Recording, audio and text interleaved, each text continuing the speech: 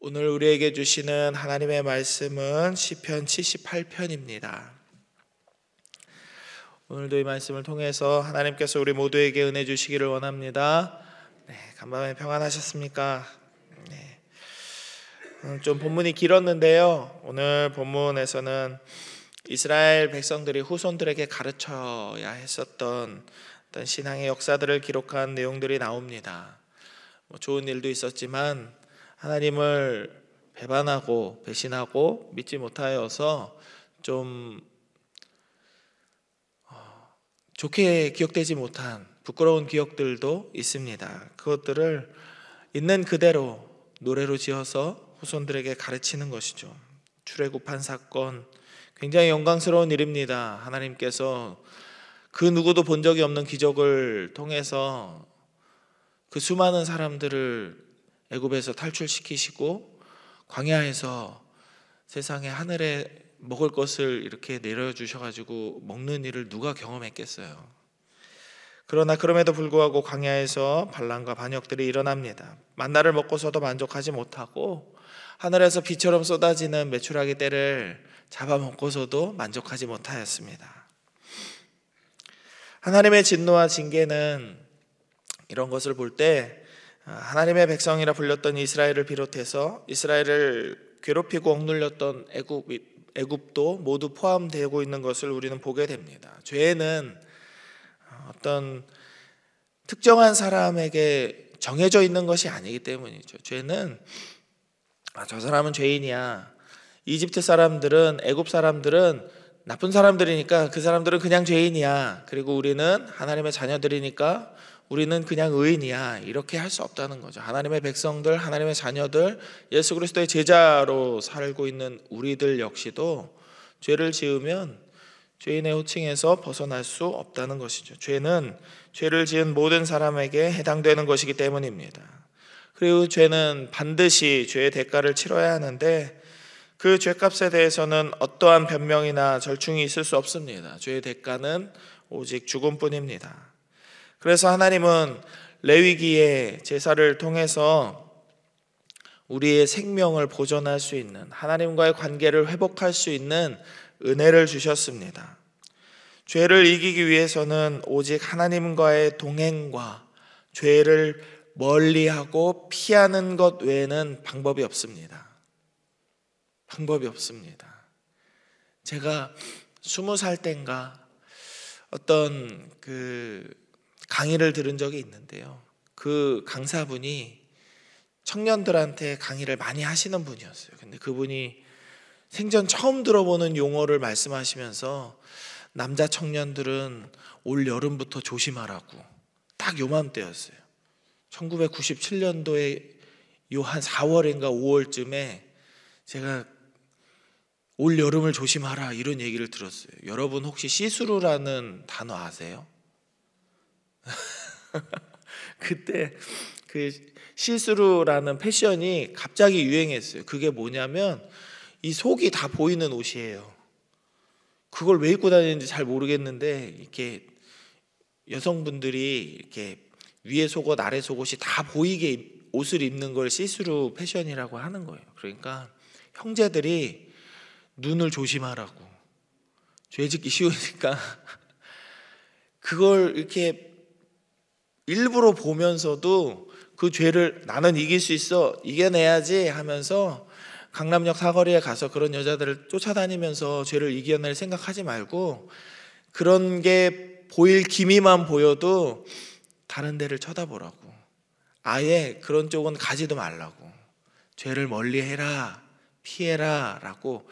그런 옷을 입는 여성들이 잘못됐다는 게 아니에요. 뭐 남자들도 입더라고요. 막 다 보이게, 뱃살도 다 보이게 이렇게 투명한 옷을 입고 다니곤 하던데, 남자든 여자든 죄를 지을 수 있는 환경에서 나는 이길 수 있어, 나는 유혹받지 않아, 이런 허튼 생각을 해서는 안 된다는 겁니다. 이건 제가 그냥 한쪽 면만 이야기했는데요. 죄의 영역은 다양하잖아요. 거짓말도 할 수 있고, 돈에도 욕심을 낼 수 있고, 질투할 수 있고, 미워할 수 있고, 간음할 수 있고, 우리의 마음속에는 다양한 죄들이 나옵니다. 그런데 나는 자신 있어, 나는 이런 죄에서 얼마든지 이겨낼 힘이 있어, 이런 생각을 가진 사람들을 사단 마귀가 제일 좋아하는 거죠. 이런 교만한 사람들을 제일 좋아합니다. 그러니까 떠나라고 저희들에게 충고를 하더라고요. 그러나 그럼에도 혹시라도 죄를 짓게 되면은 그때는 피를 흘림으로 죄에 대한 대가를 치르고 구속을 받아야만 한다라고 이야기했던 것이죠. 비슷한 예를 들어서 말씀을 하나 읽어드린다면 민수기 35장 33절에서는 이렇게 말씀합니다. 너희는 너희가 거주하는 땅을 더럽히지 말라. 피는 땅을 더럽히나니 피 흘림을 받은 땅은 그 피를 흘리게 한 자의 피가 아니면 속함을 받을 수 없느니라. 아멘. 사람의 어떤 피를 흘린 그런 땅이 있다면 그 살인자의 피가 아니면은 속함을 받을 수 없대요. 다른 죄도 사실 마찬가지입니다. 아주 다행히도 하나님은 죄로 인해 죽을 수밖에 없는 인간을 가축의 피와 그것을 통한 제사로 살려주고 계시는 것입니다. 그리고 우리는 영원한 대제사장이시며 구원의 화목제물이 되어주신 예수 그리스도로 말미암아 더 이상 이제 물리적인 피를 흘리지 않아도 되는 평안한 삶에 이르렀던 것입니다. 그렇다면 죄는 대체 어떤 것이길래 하나님께서 그렇게 진노하시고 죽음과 피로써 그것의 대가를 치를 수밖에 없는 것일까요? 일단 죄는 우리가 흔히 말하는 악이라고 하는 개념의 구체적인 표현입니다. 악은 어떻게 생겼는지 어떤 모양인지 사실 본 사람이 없어요. 악 그 자체는 아무도 몰라요. 그러나 악은 거짓말 혹은 도둑질, 속임수, 여러 가지의 구체적인 표현으로 죄라는 형태로 드러납니다. 그리고 죄는 절대성을 갖습니다. 이 말이 무슨 뜻이냐면 선과 악의 중간은 없다라는 것입니다. 선과 악의 중간은 없습니다. 죄는 나쁜 짓 많이 하고 못된 생각 많이 하는데 그래도 좀 착해 라고 누군가를 평가할 수는 있죠. 그러나 죄의 문제에 있어서, 선과 악의 문제에 있어서 저 사람은 조금은 선하고 조금은 악한 것 같아 라고 말할 수 없는 것이죠. 어떤 행동에 있어서 선과 악은 분명하게 선이 그어지는 것입니다. 악은 선이 조금 모자란 정도가 아닙니다. 조금 모자란 정도가 아니라 적극적인 악의 행위를 할 때 이것을 죄라고 표현하는 것입니다. 그리고 중요한 것은 죄는 언제나 하나님의 뜻과 관련이 되어 있다는 것입니다. 우리 57절의 말씀 같이 한번 읽어볼까요? 57절입니다. 시작. 그들의 조상들 같이 배반하고 거짓을 행하여 속이는 활같이 빗나가서, 여기서 속이는 활이라고 하는 이 단어에서 죄라는 말을 의미하는 헬라어 하마르티아라는 단어가 나옵니다. 사실 저같이 이렇게 활을 잘 안 쏴본 사람들은 이렇게 뿅 하다가 원하는 관역 말고 이렇게 다른 데로 보낼 수 있잖아요. 저는 국가대표 궁수가 아니니까. 활을 쏘는 궁수가 실력이 부족하거나 바람이나 아니면 옆에서 막 이렇게 애비 하면서 이렇게 박수 쳐가지고 깜짝 놀래켜가지고 활을 잘못 쏘게 할 수는 있어요. 그러나 궁수가 명확하게 관역을 조준해서 아주 좋은 실력을 가지고 화살을 쐈는데도 명중을 하지 못한다. 그렇다면 그것은 활의 문제일 수 있다는 것입니다. 성경은 명백하게 활의 문제이다 라고 말합니다. 그것도 그냥 활이 잘못된 것이 아니라 스스로의 의지를 가지고 속이는 활이다 라고 말하고 있습니다. 우리가 읽고 있는 이 개정개혁판 성경에서는 속이는 활이라고 번역된 이 부분이 우리 같은 개신교와 가톨릭에서 같이 번역한 공동 번역본 성경에서는 이렇게 번역되어 있어요. 속이는 활이 말 안 듣는 활, 말 안 듣는 활이라고 번역되어 있습니다. 궁수가 만든 활은 궁수가 원하는 대로 화살을 보내야 합니다. 그래야 만들어진 목적대로 그 존재의 의미가 있는 것이죠. 그러나 속이는 활은 궁수의 뜻과는 상관없이, 때로는 궁수가 원하는 것처럼 활을 보내지만 자신의 의지대로 궁수를 속이면서 화를 이곳저곳으로 보낸다라는 것이죠. 저는 누군가 이런 이야기를 하는 것을 들은 적이 있습니다. 칼이 진짜 위험할 때는 아주 예리하게 잘 다듬어지고 갈아져가지고 이렇게 샥 하면은 뭐든지 잘 썰리고 잘리는 그런 칼이 위험한 칼이 아니라 아무리 애를 써도 잘 안 들거나 녹슬어서 이가 빠져버린 그런 칼들이 사람한테 위험하다라고 이야기하는 걸 들었어요. 아무리 자동차의 성능이 좋아도 핸들을 원하는 대로 틀었을 때 그 방향대로 가주지 않는다면, 페달과 브레이크를 원하는 대로 밟는 대로 차가 가고 서고 해줘야 되는데 자동차가 자기 마음대로 가고 싶으면 가고 서고 싶으면 선다면 그것은 더 이상 사람을 싣고 달리는 자동차의 기능을 할 수 없는 잠재적인 살인기계라 할 수 있겠습니다. 속이는 활이 하나님 보시기에 죄인 이유는 바로 이런 것 같습니다.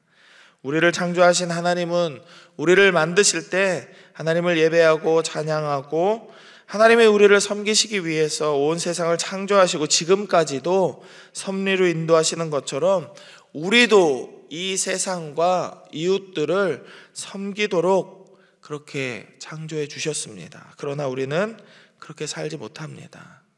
명확하게 이야기하자면 그렇게 살고 싶지 않습니다.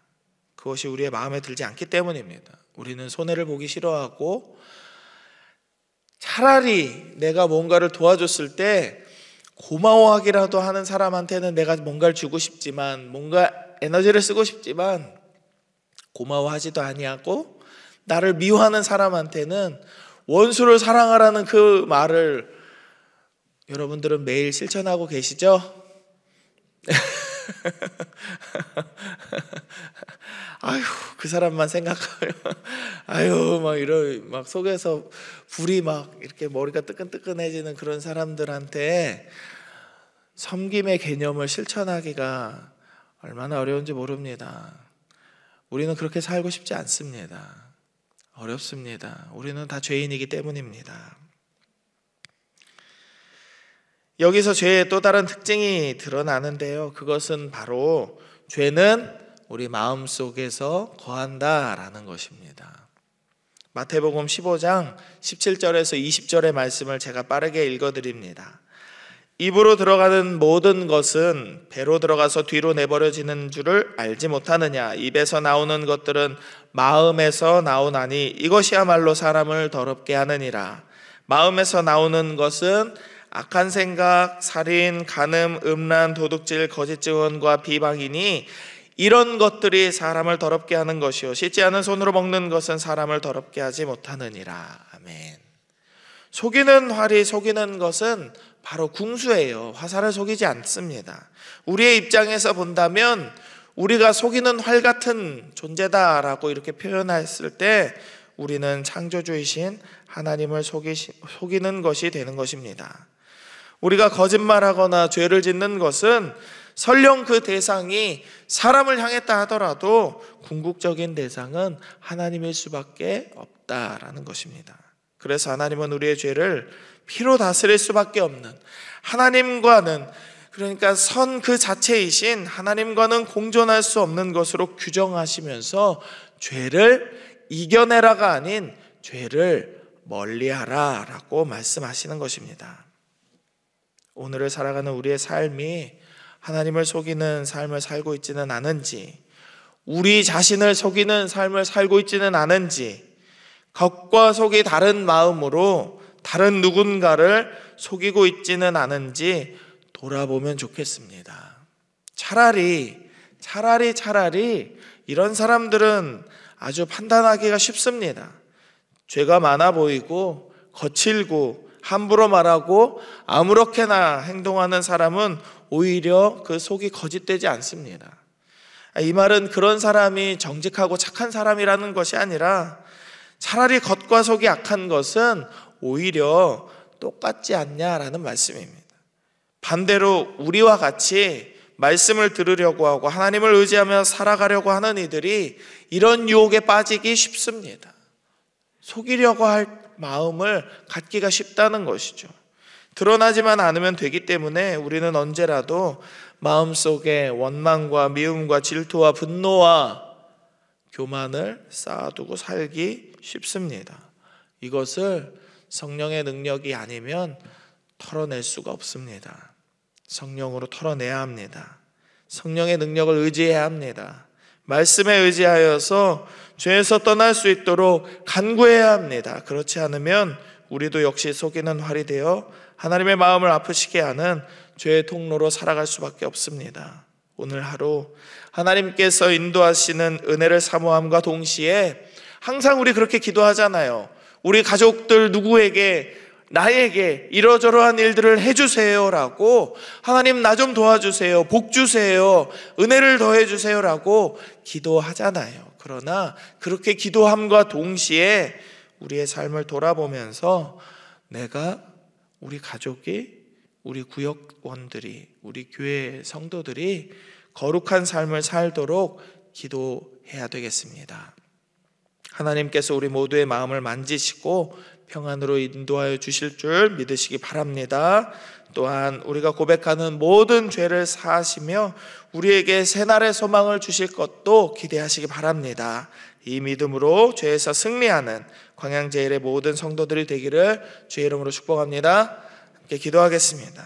세 가지 제목을 놓고 함께 기도하면 좋겠는데요, 먼저는 말씀을 기억하시면서 죄를 이기고 멀리 떠나서 언제나 거룩한 하나님의 자녀로 살아가게 하여 주옵소서. 나의 삶을 그렇게 붙들어 주시고 내 배우자와 부모와 형제와 특별히 사랑하는 우리의 자녀들, 자손들이 죄에서 멀리 떠나 속이는 활이 아니라 말 잘 듣는 활이 되어서 하나님의 뜻대로 살아가는 우리 가정 되게 하여 주옵소서. 기도하십시다. 그리고 이번 한 주간은 구역 모임 주간입니다. 구역 모임 잘 모이게 하시고 서로 사랑하는 마음으로 격려하면서 하나 되는 구역 되게 하여 주옵소서. 기도하시고 마지막으로는 담임 목사님과 모든 교육자들의 건강을 지켜주시고 광양제일 성도들의 오늘의 삶을 붙들어 주옵소서. 이 세 가지의 기도 제목을 놓고 함께 기도하며 나아갑니다.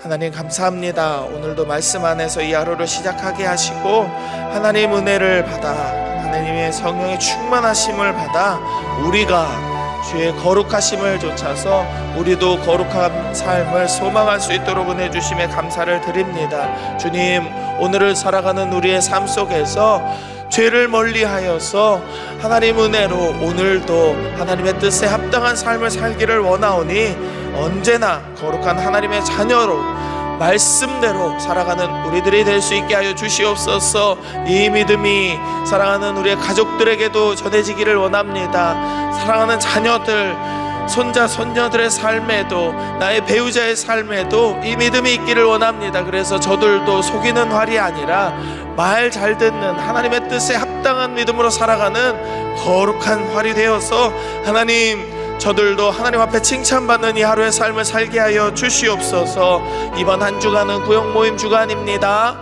하나님 말씀 안에서 서로 사랑하는 공동체를 이루게 하시고 구역 모임 잘 하면서 서로를 위하여 격려하며 세워주며 아껴주는 하나된 작은 교회를 이루어가는 모든 구역들 다 되게 하여 주시옵소서. 하나님, 담임 목사님을 비롯한 모든 교역자들의 건강을 지켜주시고 오늘 하루를 살아가는 광양제일 성도들의 삶을 붙들어 주시기를 원합니다. 하나님, 우리의 연약함을 아시는 주님께서 우리를 긍휼히 여기시고 오늘을 살아갈 믿음과 힘과 용기를 허락하여 주시옵소서. 감사합니다.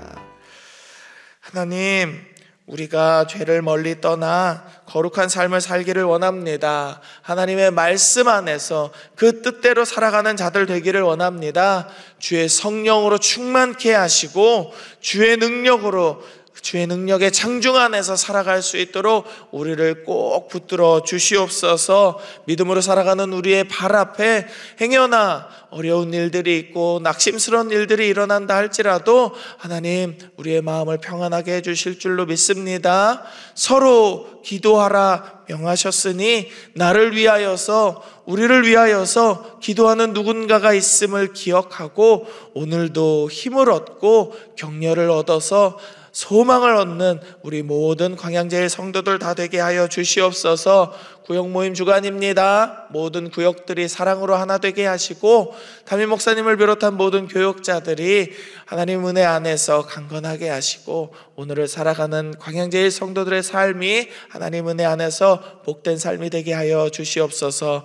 모든 것 의탁하오며 거룩하신 예수님 이름으로 기도드립니다. 아멘.